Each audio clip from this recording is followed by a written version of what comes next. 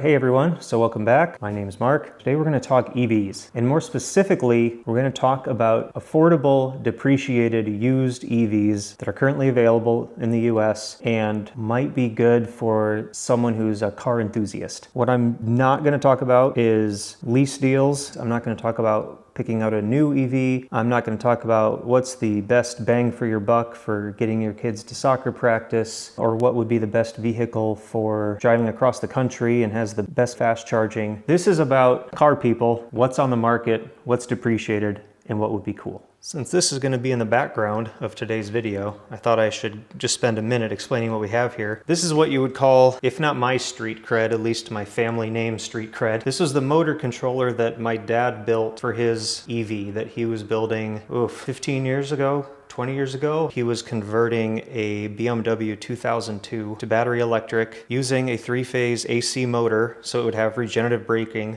which at the time was kind of a big deal, like kind of groundbreaking. Nobody was really doing that yet. So my dad came up with that idea somewhat and was implementing it, and this was the motor controller. He never quite got it working. I think he kept having a problem where he would kind of just get going and then poof, he would blow a bunch of really expensive components and have to replace them all, and then try again, and then poof, and he would do it again. So it doesn't take long until that starts getting frustrating. But then my dad became sick with cancer and he passed away 7 years ago. He had long since abandoned the projects because then EVs were available and he could just buy one. So he bought a Leaf and drove that in his final days. So with that, let's get on to the video. So I started off with a list of almost 450 that I pulled from an EV list that was on Reddit. I went through and just kind of manually deleted all of the hybrids and all of the things that aren't available in the US. That got me down to 270. The next thing I did, which really shortened up the list, was I deleted all the Teslas. Now I know this is kind of a hot topic right now in mid-2025. I do not want a Tesla. I appreciate what they've done for making EV adoption available to the masses. They've built up the supercharger network incredibly well, like much better than anyone else has been able to do it. And they build a perfectly fine product. I'm not a huge fan of Teslas for several reasons. One is that they are just so common. It's the one EV that you see everywhere, no matter where in the country you go. I live in the middle of Iowa.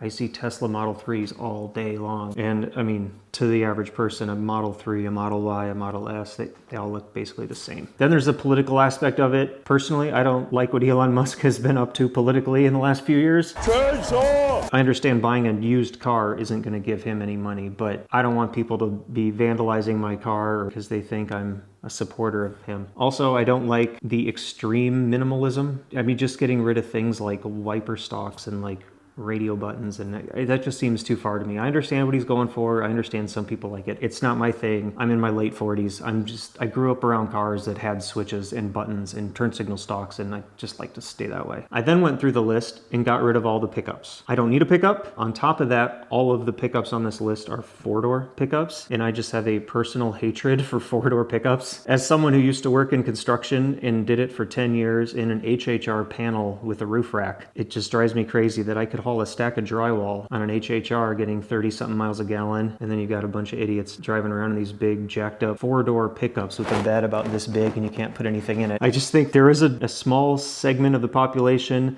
that might have to haul a crew to a construction site and haul a small amount of materials with them, possibly tow a trailer. There are cases where a four-door truck with a small bed are useful, but 99% of them are just, I think, guys trying to telegraph their masculinity to other guys in some weird way. I don't know. I drive a Fiat 500 and I still manage to like get married and be a man.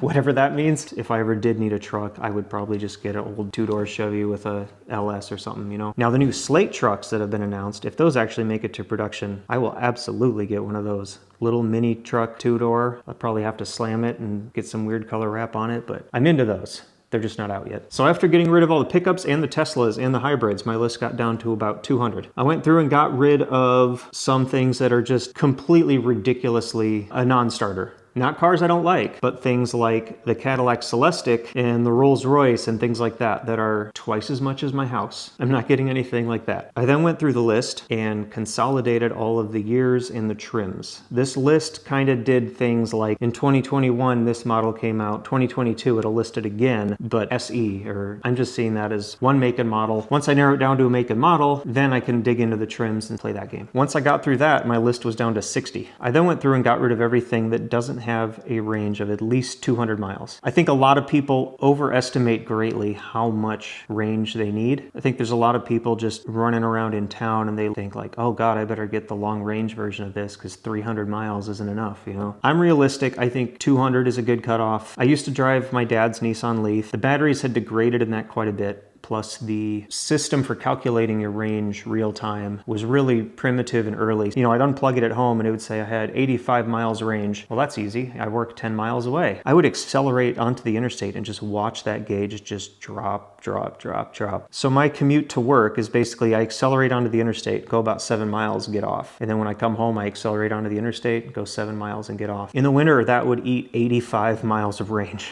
So I'd like to have a little bit of wiggle room to account for cold weather, to account for accelerating onto the interstate, which apparently is quite taxing on some EVs. I also ran into a few situations where I would go to work and then an emergency would come up. You know, my wife would call and be like, I need you to come home, you know, to let the dog out or take me somewhere, whatever. I couldn't make 2 trips to work on a full charge. That was scary. Plus, my mom now lives in assisted living in nearby Marion. I live in Iowa City. That's about half hour, 45-minute trip one way. So I feel like 200 miles range gives me plenty of wiggle room that I could get to work and back. I could go see mom. I could come back here, still be able to plug in and charge at home. I'm never planning on ever needing to charge anywhere but home. So long story short, after I got rid of all those options, I was down to 50 cars that are options. Then what I did, this was an easy one to eliminate. I'm putting my top budget at 30K. That includes some new cars, especially with the tax incentives that are still around for a little while, hopefully. But 30 is like my top. I don't see any reason to spend 50, 60, 70 for a vehicle where I live in a state where you can get a house for 150. So I just ruled out everything that's over 30K. Oh, and I've also ruled out everything after 2025. So any model that just came out this year, even though there's probably some used ones out there with really low miles, I'm still just considering that a new car. I can't afford it. It's not depreciated yet. I don't want to cover the depreciation. I want some other sucker to cover the depreciation. So then at that point, I was left with 40 cars. I then went through and looked at everything that was right at 30K. And there was quite a few that are hanging out right around 30K. You'll find a few under 30K, but the vast majority are over. And I figure odds are I'm not going to find one, especially in the Midwest at that price. I'm sure if I walked into a dealership and they looked at my credit and my debt to income ratio, they'd be more than happy to sell me an $80,000 Lyriq or something, but I'm not comfortable with that. Again, I want somebody else to handle the depreciation. So once we get below 30K, we're down to 27 options. Here is that list of 27 options. I then got rid of the Q8 e-tron because that is over 30K and I just missed it. Got rid of the Fisker Ocean. It's a cool car. I love how they look, but they're very buggy. They're very unreliable. There seems to be a nice little kind of underground network of, I don't know, electrical engineers / nerds buying them and taking it upon themselves to fix some of the bugs and address some of those issues because there's apparently not really any service network available for them. I love the Spirit. I have an electrical engineering background. I would love to get in there and tinker, but this is going to be my daily driver. I do not want to get halfway home in a snowstorm and just have all the warning lights come on and then I'm just stuck and I don't even, you know, if your carbureted car dies on the side of the road, you can jump out and pop off the air cleaner and try to get it running again. What are you going to do to a brand new EV? So Fisker Ocean is out. Mustang Mach-E, I would say after Tesla, that's probably the most common EV I'm going to see around here. I want something a little unique. Plus, I don't really like Fords personally. It goes way back to working on, you know, 60s and 70s Fords that people had. I hated working on them. It just kind of left a bad taste in my mouth. It's irrational. It's silly. You shouldn't rule out Fords if you like them. They're perfectly good cars. It's just, I don't like them. The BZ4X and the Solterra, it's the same exact car. They both look completely goofy. Ruled them out because what are they doing with those flat black fenders? Come on. I then eliminated the Nissan Ariya and the Chevy Equinox. Both of those are barely over budget, brand new. So you can get one that's less than a year old and within my budget. But the problem is, again, that hasn't depreciated yet. I'll drive that thing for 2 years and it'll be worth half as much. Also, those Equinoxes and Arias are going to be extremely common on the road soon. Then I went through and culled all of the just stuff I find boring. Again, I'm an enthusiast. I want something cool. Yeah, you can make about anything cool if you work hard enough at it, but I want something that's a little bit unique to begin with and I can just kind of put my own touch on. So that ruled out everything Hyundai makes, everything Kia makes, which is the same thing. I will say the Ioniq 5N is really cool. And if those had been depreciated down to the 20s, I would probably get one. I would just love to try to play with that fake shifting with the engine noises. I don't know, it's goofy, but it looks fun. And that's the whole point of driving an enthusiast car, is to have fun. I don't care if it's not really shifting and it's not really making those noises. It's fun. People play car video games and you're not actually shifting anything either. I also got rid of, for the same reason of just being kind of boring and common, Chevy Bolt EV and EUV, Volkswagen ID4, all the Volvos, the Honda Prologue, which somehow is cheaper than the Blazers, but it's the same car plus Apple CarPlay. But the Mercedes EQB, I really like the EQSs. The sedans especially, but those are still pretty expensive. The EQB is just this kind of boring SUV. So after I get rid of all of that, that leaves the Audi e-tron, the Q4 e-tron, Jaguar I-Pace, Polestar 2, and the VinFast VF8. I think these are, at least here in the Midwest, these are the ones to look at if you're an enthusiast and you're looking at depreciated EVs under 30K. I will say the Q4 might be falling back into that category of that it's new enough, it's still depreciating quite a bit. Like you compare it to the regular e-trons, they're similarly priced, but the e-trons were selling new for almost 80K. I don't think the Q4 is done depreciating yet. I think those are gonna be in the teens next year. Jaguar I-Pace, super cool car. It looks good. I like the styling. It has active suspension, which is cool until you have to pay to fix it. I really like them. Range isn't great, but it's over 200. That's the case with most of these. Electronics, though, have me a little nervous. I've seen some videos of some people having issues with them. I'm not sure I'm ready to take that plunge. While the blessing of having a unique car is that you're not going to see anymore on the road, you're not going to mix yours up in the parking lot for somebody else's. The hard part is that parts are going to be harder to come by and the support is going to be harder, especially again in the middle of Iowa. Polestar 2, pretty cool, a lot more unique. Really, I don't have any gripes with the Polestar 2. It's still right at the top of my list. It's pretty boring, but around here, it's somewhat unique. I know they made a ton of them. I'm sure if I were to go to one of the coasts, I'd probably see Polestar 2s everywhere and I'd be sick of them. But here I've seen one. In the VinFast VF8, this is sort of a dark horse on here. It's, I imagine in Southern California, you probably see these everywhere. I've never seen one. When I look for them online, they're all on the coast. There's none in the Midwest. I like the styling. It's, I think, Pininfarina styling. Again, though, it just kind of makes me nervous that it's a newer brand. It's sort of untested. There's no dealer network here. If I did have a problem, I'm not sure who I would talk to. But that's the crazy thing about living in the Midwest. You know, I watch videos from car enthusiasts that live on one of the coasts, and they just like, they can name all the different models of Ferraris and Lamborghinis and like, oh, I saw this Rolls Royce and then I saw one of these. Like here in the Midwest, you don't see anything fun. Everything, it's like RAV4s, CRVs, and F-150s, and that's like all you ever see. I have seen one e-tron. I have never seen a Q4. I have never seen an I-Pace. I have never seen a VinFast, and I have seen one Polestar. And I'm always looking at cars. Even at restaurants, I sit by the window so I can watch cars go by.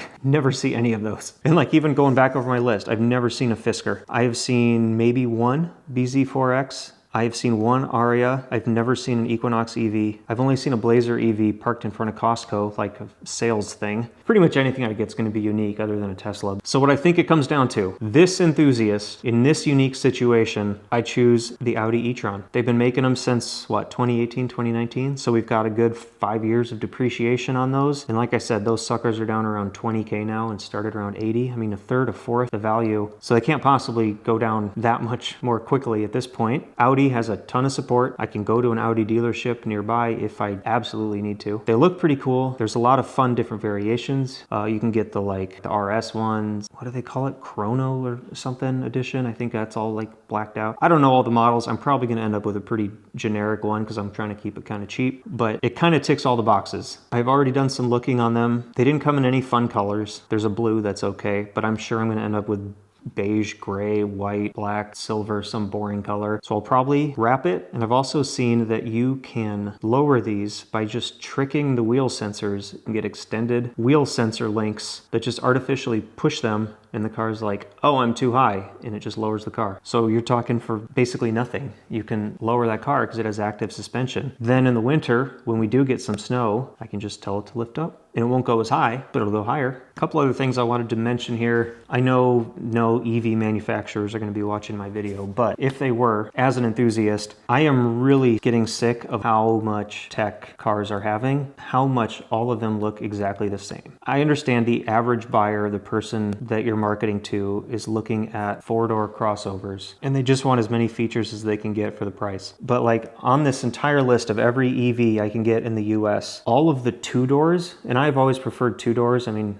you only have to look at my driveway right now to understand that. I own 3 cars, they're all two-doors. The only two-doors are the Mini Cooper, which gets about 100 miles range, the Fiat 500e, which gets a little over 100 miles range, and the Rolls-Royce, which is $300,000 or $400,000. So somebody please make a two-door. Somebody. All these companies make this really cool concept cars that are just a two-door, and then they come out with the production model and it's a four-door. Somebody please make a two-door. Also, nobody needs heated back seats. Nobody needs ventilated back seats. Nobody needs massaging back seats. Oh, maybe a Maybach or a chauffeured car like that. Like I'm looking at these Audi e-trons, for example. I just look at that thing and I'm like, not only do I not need heated back seats, I don't even need back seats. You could just put a shelf there and I could just throw a person on once a year that I need to, and they could just be uncomfortable and deal with it. And again, I'm not the median car buyer, but come on, at least give people an option to have something a little bit fun. Not everything has to be a soulless blob of a car packed full of features that are going to fail. I rambled on long enough. I'm going to buy an Audi e-tron and I'm going to make it kind of fun. So if you follow this channel before for my gas-powered car antics, this stuff may not interest you. If you're into EVs, stick around because I will be getting one soon. It looks like that EV tax credit isn't going to be around much longer because we have idiots in charge. So I feel like I got to jump on this soon. So I am looking for my new to me e-tron. So stick around, videos coming up soon on this, videos coming soon on the 500 Abarth, and gonna be selling the Blazer, so there's more to come. So thanks for hanging out through this one. If you have any disagreements with my policy or my politics, kindly write them in a Word document and then delete it. See you in the next one.